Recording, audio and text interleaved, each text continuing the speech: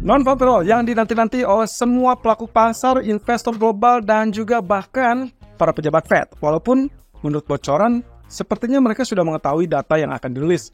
Tapi mungkin itu hanya rumor. Dan ini yang akan kita coba lihat, termasuk skenario bagaimana menghadapi saat rilis data. Nah, kita langsung lihat ulasannya. Oke, economic data untuk minggu ini tinggal menyisakan data pekerjaan dari Amerika. Non-farm payroll, unemployment rate, dan juga tingkat upah. Sementara tadi pagi, kita sudah mendapatkan data GDP dari Jepang yang ternyata dirilis dengan angka yang bisa dibilang kurang cukup bagus ya. Dan bahkan relatif lebih rendah daripada yang diperkirakan. Termasuk juga tingkat upah, real upahnya atau upah realnya ternyata juga masih tetap turun. Tercatat penurunan ke-19 kali berturut-turut. Ini cukup mengesankan, tapi sekaligus juga menegakkan, terutama bagi BOJ.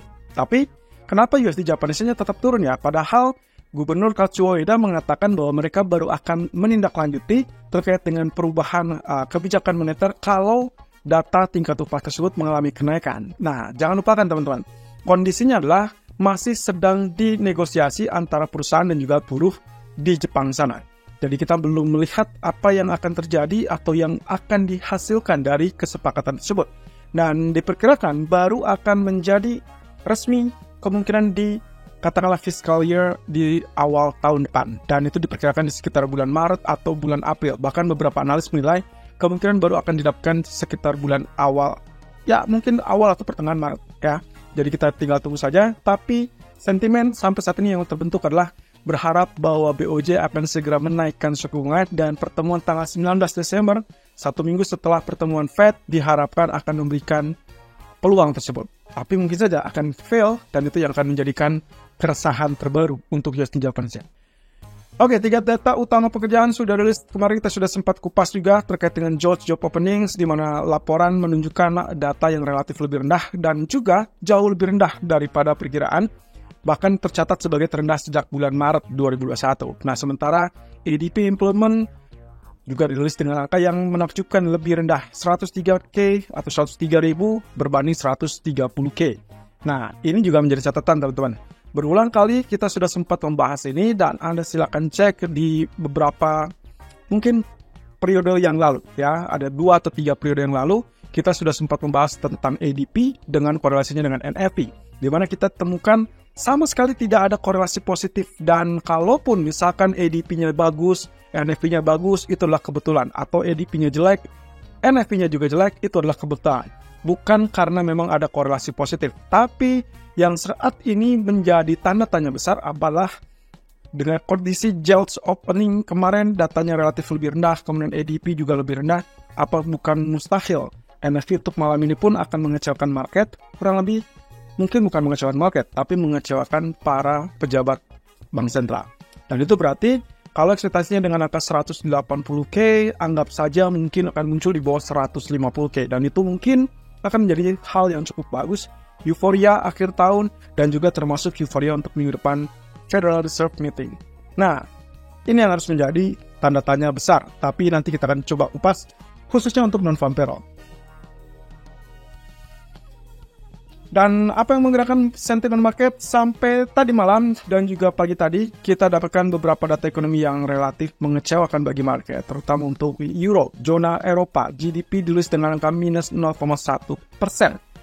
Basisnya adalah kuartal, tentunya per kuartal, dan itu adalah kuartal ketiga, lalu kemudian dari bulan sebelumnya atau dari kuartal sebelumnya yang berada di 0,1%. Lagi-lagi teman-teman, dengan angka GDP di bawah 0% selama 2 periode berturut-turut, seharusnya kita akan mendapatkan mungkin zona Eropa sedang terancam atau bahkan sudah dalam kondisi resesi. Dan itu mau tidak mau akan membuat pusing ECB. Apakah mereka harus tetap menaikkan suku bunga atau tidak? Tapi yang jelas sih catatannya kemarin, para pejabat menilai kemungkinan untuk suku bunga tinggi masih tetap akan dipertahankan. Jadi pertanyaan bagi market adalah masih adakah peluang untuk ECB tetap menaikkan atau justru hanya menahan suku bunga sampai at least diperkirakan bulan Juni tahun depan memangkas suku bunganya. Kalau kelihatan dari GDP-nya yang terus-terusan tergerus di 0%, saya rasa bukan mustahil tahun depan memang akan lebih cepat daripada Federal Reserve. Dan itu yang sampai saat ini berada di pemikiran market. Tapi kemudian GDP Jepang pun dirilis dengan angka yang relatif turun. minus 0,7%. Ini pun berada di sisi negatif dari periode atau kuartal sebelumnya 1,2%. Oke, ini juga hal yang akan menjadi catatan khusus bagi BOJ tentunya dengan kondisi yang ada sekarang, tapi juga suku bunga relatif bertahan di negatif. Apakah ini juga akan menjadikan harapan atau justru malah tidak akan ada kenaikan suku bunga? Ini yang akan menjadi kekhawatiran market terbaru nantinya. Tapi yang jelas dari WEDA sendiri tidak ada clue ataupun petunjuk bahwa mereka tidak akan menaikkan kalau misalkan GDP-nya relatif lebih lemah. Justru yang mereka sangat yakini ekonomi Jepang masih tetap bagus, tetap didukung dengan sentimen pasar yang juga cukup optimis, dan juga termasuk dari beberapa stimulus yang sudah pernah dilakukan dari Jepang. Nah, tinggal permasalahannya adalah kapan timing yang tepat untuk keluar dari suku bunga negatif, itu yang masih digodok. Karena real wage atau upah realnya terus-terusan mengalami penurunan, terutama untuk basis tahunan. Tapi untuk basis bulanan setidaknya tidak terlalu mengecewakan. Dan itu yang akan dilihat oleh BOJ. Oke, tapi secara keseluruhan teman-teman, kalau teman-teman perhatikan ada yang berbeda tadi malam, yaitu terkait dengan dolar yang kembali lesu alias penurunan setelah 3 hari berturut-turut mengalami kenaikan. Lalu kemudian imbal hasilnya justru malah mengalami rebound. Oke, satu catatan saja, kemungkinan ini adalah technical rebound, tapi juga di sisi dolar adalah technical, ya kemungkinan kelanjutan penurunan, karena minggu sebelumnya jelas-jelas dia dalam fase penurunan. Tapi juga yang dikhawatirkan adalah ini dikarenakan profit taking atau koreksi menjelang data non-farm payroll. Itu bisa saja teman-teman. Dan yang terakhir, terlihat dari pergerakan market secara keseluruhan sebetulnya tidak atau bahkan tidak tercatat terlalu volatile.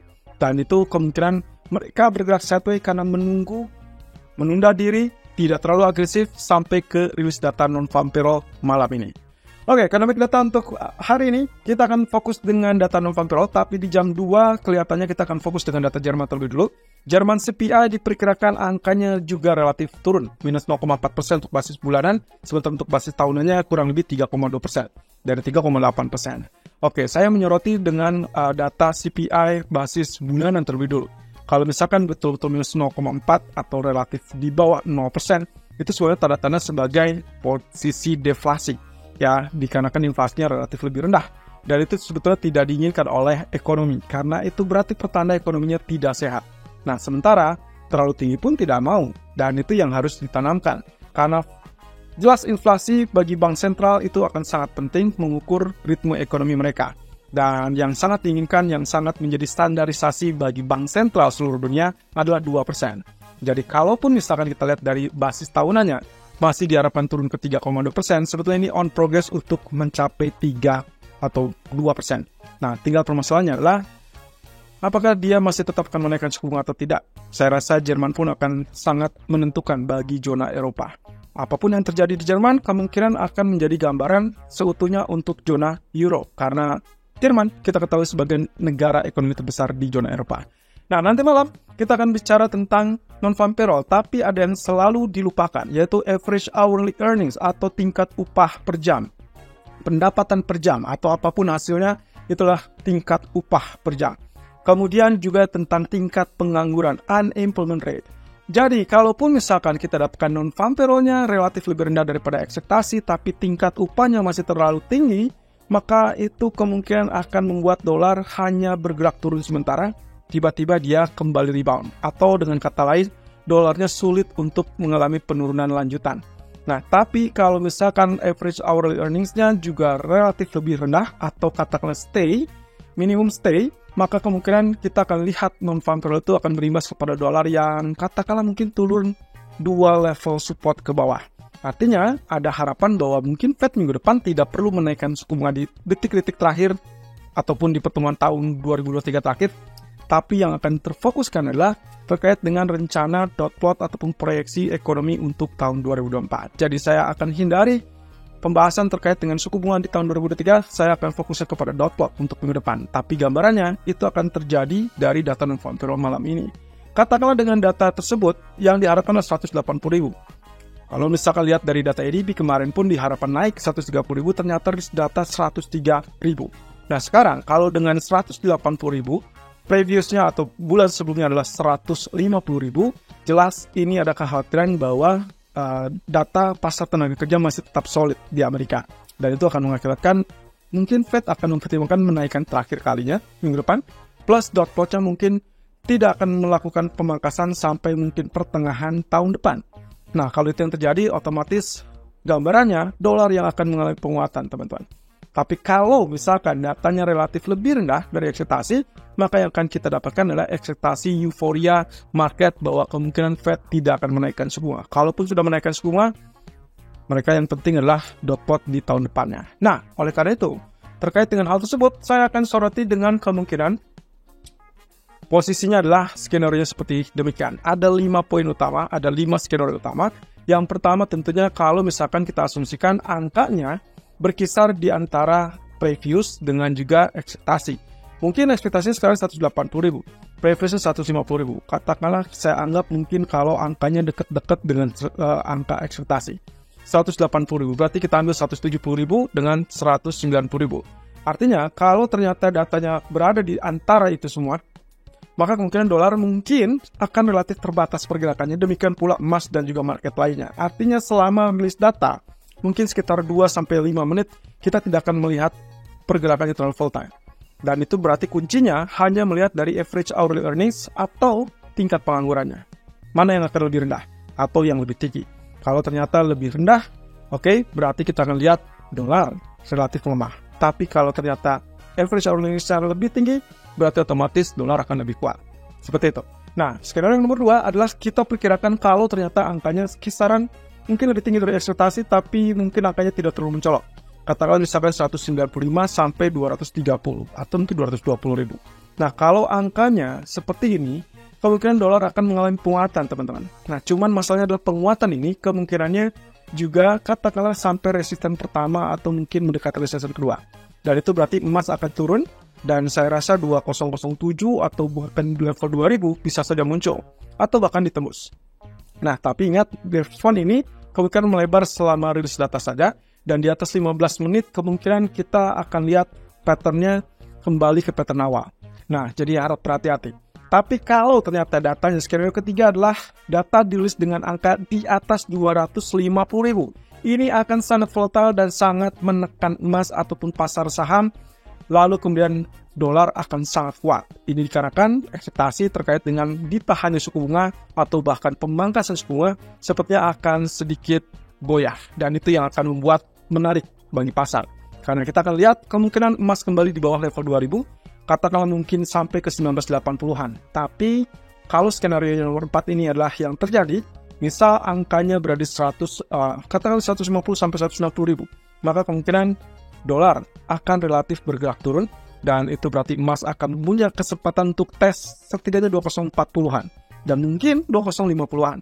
Cuman kita tidak berharap atau tidak bisa berharap untuk naik lebih lanjut karena semuanya masih tetap diperhitungkan. Nah, kemudian kita juga harus lihat skenario nomor 5 adalah yang paling volatile. Kalau ternyata datanya jauh di bawah ekspektasi, katakanlah di bawah 150.000. Anggapan saya adalah 130.000 ya. Kalau itu yang terjadi berarti itu adalah strong bearish atau strong downside untuk dolar.